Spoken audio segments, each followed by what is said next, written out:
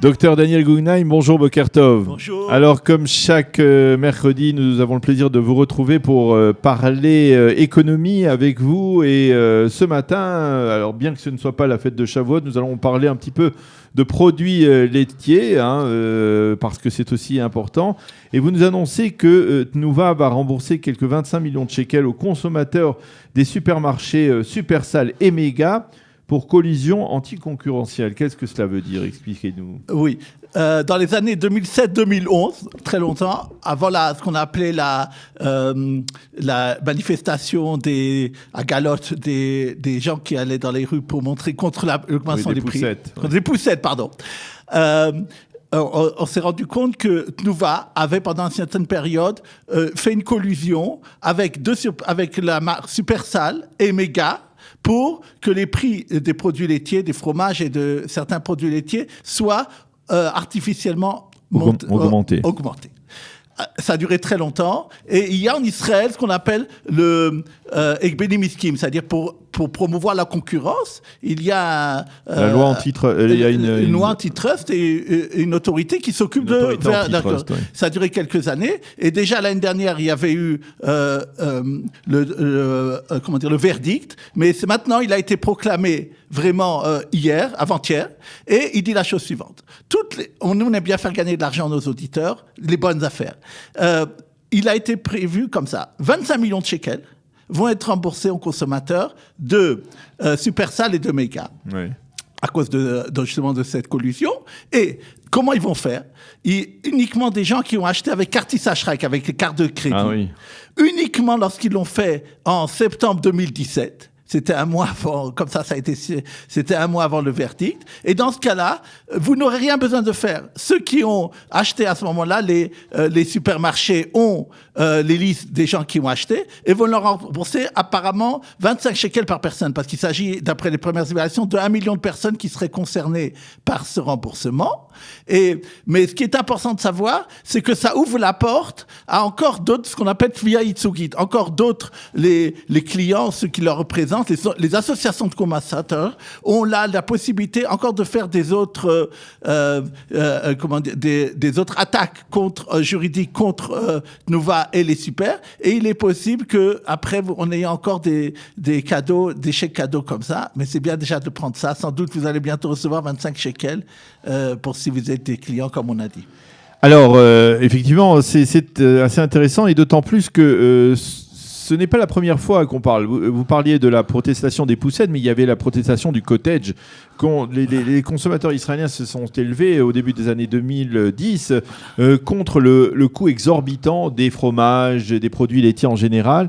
Et quelque part, on se demande, et à cette époque, on avait beaucoup parlé du fameux prix du Milky, et que le coût du Milky à Berlin coûtait moitié prix à Berlin par rapport à Israël. Et là, on découvre apparemment, et c'est une information que vous nous fournissez, que les supermarchés, les grandes surfaces, prennent une bonne partie du bénéfice des produits laitiers et vendent très cher ces produits laitiers. C'est une partie importante de leur rentrée. Ça veut dire quoi exactement? Combien on paye? Parce que lorsque l'on paye un yaourt, on ne va pas citer de marque, mais aux alentours d'1 euro, c'est-à-dire 4 shekels, mais parfois même 5 shekels pour un simple petit yaourt, on se demande effectivement qui tire un bénéfice conséquent de cette vente. Et là, vous nous dites que ce sont surtout les grandes surfaces. C'est très intéressant. Depuis quelques mois, comme vous le dites, ceux qui vendent le lait dans les étables essayent de faire augmenter les prix avec Tnuva des prix laitiers. Le ministère des Finances essaye d'empêcher, et c'est déjà à la Cour suprême, l'augmentation des prix laitiers, et parce qu'il avait fait sa campagne sur le fait qu'il veut lutter contre l'augmentation des prix.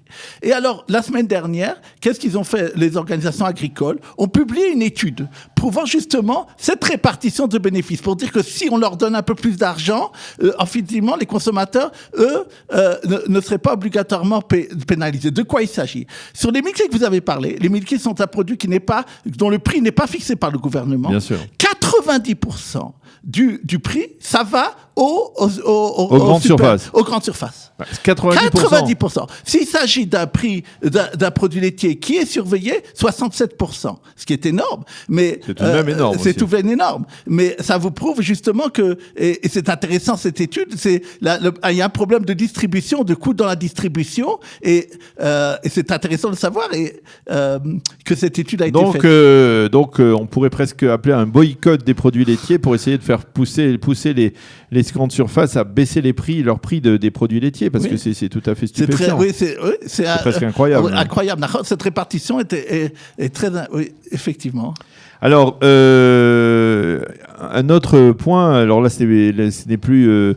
ça fait partie peut-être de la série d'arnaques qui ont été révélées au cours des dernières années. Et là, je ne sais pas vraiment si vous avez parlé d'arnaques qui ont été réfléchies, pensées par des Français, des Juifs de France, des Olim de France ou des Olim, de faux Olim de France. Mais en tout cas, vous nous parlez d'une arnaque sur la vente de terres agricoles qui sont vendues comme des investissements immobiliers. De quoi s'agit-il exactement ? Les gens qui diraient arnaque, ils croiraient que je vais parler maintenant de ce qui s'est passé à Ouman, des gens qui sont...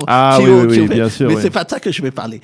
C'est la chose de la suivante. On a fait... Pour expliquer à nos auditeurs, à Ouman, il y a une agence de voyage qui a vendu plusieurs milliers de billets, qui a empoché l'argent et qui a fait faillite, ou en tout cas qui a disparu. Les propriétaires ont disparu, et plusieurs milliers de personnes qui pensaient aller passer Pessah à Ouman, eh bien, vont passer... Rosh Hashanah à Ouman, oui. Vont passer Rosh Hashanah ici en Israël, ce qui tout de même n'est pas si mal que ça. Mais enfin, c'est un autre problème. C'est exact. Pour revenir à notre problème de terres agricoles, comme j'ai parlé plusieurs fois dans les émissions, on est depuis plusieurs années dans un problème que les investisseurs n'ont pas une bonne rentabilité pour les investissements, et les gens essayent de trouver quelque chose qui les fait rêver, qui serait peut-être la bonne affaire. Et une des choses qu'on a proposées au public israélien, c'est d'acheter des terres agricoles à côté de villes, en leur faisant miroiter le fait que ces terres agricoles pourraient être des terres qui vont plus tard être pour l'immobilier. Et donc, ça vaut beaucoup plus que de planter un arbre ou des choses dessus devant.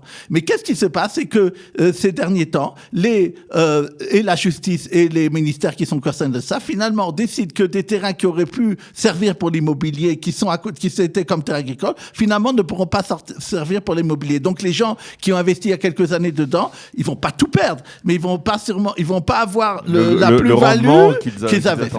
Oui. Alors, c'est intéressant. Et puis, nous allons parler d'un sujet qui a été mis extrêmement en exergue par les médias israéliens. Il s'agit donc de la condamnation, on va dire le durcissement de la peine à laquelle a été condamné Nouri Dankner, qui est l'un des anciens hommes d'affaires les plus puissants du pays, qui a été condamné pour avoir fait grimper artificiellement le coût de certaines actions dans la bourse de Tel Aviv. Alors, d'abord, un mot sur Nouri Dankner. Oui. Juste une seconde encore pour l'histoire de l'immobilier. Je voudrais encore faire une mise en garde aux gens. On fait beaucoup miroiter aux Israéliens les ventes de l'immobilier à l'étranger, et à Manhattan et dans des endroits comme ça. Il semble qu'il y a eu maintenant une décision de justice demandée par les impôts, qu'au lieu que ça serait simplement une plus-value imposée comme une plus-value de 25%, ça risque d'être imposé comme ce que vous payez l'impôt progressif jusqu'à 50-60%. Donc, je demande à ce niveau-là encore aux gens de faire attention et de bien suivre ça, c'est des grosses sommes. Maintenant, pour revenir sur Daniel Nouri Dankner, c'est très intéressant que vous me dites, on l'a appelé un tycoon. C'est quelqu'un qui, pendant des années, a été l'ami des banquiers et même des gens très importants dans la finance du pays, et qui a eu énormément de prêts. Et cet homme-là a été le chef de concerns économiques comme IDB, qui était donc sur les super qu'on a parlé, sur les chaires commerciales, mais encore beaucoup trop d'autres choses. Et cet homme-là a reçu énormément de prêts, d'ailleurs, que pour l'instant, il n'a pas remporté, une partie n'a pas été remboursée, et à des taux très, très intéressants. Et il y a d'ailleurs à la Knesset une commission qui doit s'occuper de qu'est-ce qui s'est passé à ce niveau-là pour lui et pour d'autres personnes. Mais ce qui est intéressant, c'est que ce qui l'a fait tomber, c'est pas ça. Ce qui l'a fait tomber, c'est qu'il y a plusieurs années, il a fait des malversations à la bourse. Lorsqu'il a voulu faire qu'il y ait des actions de IDB qui soient vendues au public, il a fait acheter par un copain pour artificiellement augmenter le prix. Oui. Et comme d'habitude, ça a duré très longtemps ce jugement, mais il a pensé aller jusqu'à la Cour suprême pour l'alléger. Et la Cour suprême a dit le contraire. Oui. Lui a dit, au lieu de 2 ans, tu auras 3 ans. Et c'est un message également pour que la justice, que la Cour suprême veut faire aux agents économiques pour dire nous punissons de façon très sévère les problèmes de malversation boursière et donc c'est pour ça qu'ils ont décidé d'alourdir de 2 à 3 ans la peine que Norin El-Kenner devait recevoir. Eh bien, voilà, nous approchons de la fin de cette chronique et c'est la dernière chronique de cette année hébraïque. Alors, on vous souhaite à vous et à vous, toute votre famille une bonne et heureuse année, Shana Tova Umvorechet, et vous avez aussi la possibilité de souhaiter cette année également à tous nos auditeurs de continuer à leur donner des conseils judicieux pour permettre de vivre heureux ici en Israël. On l'a vu, 89% des Israéliens sont heureux de vivre dans leur pays, mais heureux et même, on va dire, plus protégés face à d'éventuelles arnaques ou des problèmes économiques qu'ils pourraient subir. Oui, effectivement, je voudrais ici vous profiter pour dire Shana Tova à nos auditeurs, de dire que depuis plusieurs semaines, ou voire mois que je commence ici, avait 2 buts. Premièrement, essayer de faire comprendre un peu l'actualité économique à nos auditeurs et également aller au quotidien des gens. Ce qui est important encore que je voudrais ajouter la chose suivante. Il existe dans le studio Kalita des fiches techniques de beaucoup de professions et beaucoup de sujets, des retraites, des choses que moi je ne traite pas. Et je voudrais ici lancer aussi un appel aux gens ou leur faire intéresser, qu'ils peuvent voir là-bas des sujets c'est très intéressant avant de prendre des décisions. Ils peuvent entendre des fois des émissions ou bien avoir là-bas des responsables, des questions et des réponses à des questions. Et une dernière chose, nous ne le faisons pas assez souvent, mais il faut le rappeler. Et une dernière chose que je voudrais aussi dire, malheureusement, à Kalita, on voit des gens qui s'occupent des volontaires me disent, et j'ai encore vu quelqu'un la semaine dernière, il y a des gens qui prennent des mauvaises décisions, il y a même des gens qui se font ruiner, il y a des gens qui